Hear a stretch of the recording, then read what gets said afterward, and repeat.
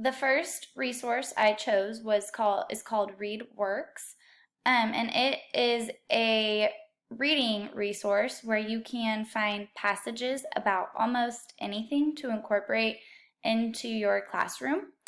I chose to research this resource because many teachers at my school use it, and they have encouraged me to use it, but I just have not found the time to really look through it.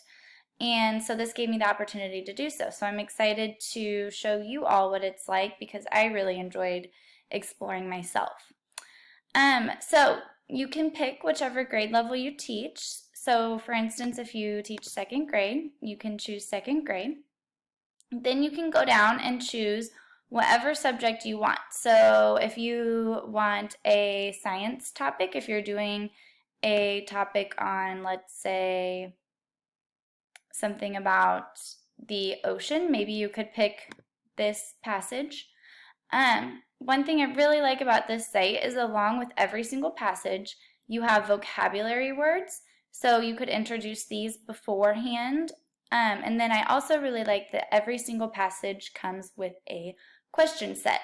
And I really like this aspect because as teachers, we aren't given much time to plan. So this kind of already gives you a lesson ahead of time and everything is already done for you. Another thing I really like about it is it tells you how it aligns to the curriculum.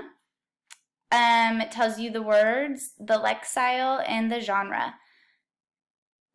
I also think it is really cool how you can do the human voice audio. And so if you have a student who needs a little bit of assistance and you cannot do that, you can put them on the audio. Another thing I like is the collections for ELLs. I work with many ELL students, and so I think having this option would be great because it could benefit your ELL student as well as help you plan for that.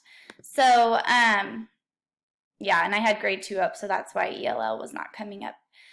But anyways, I think this is a great source to use as a reading teacher, as a science teacher. You really could use it in anything because every subject is there.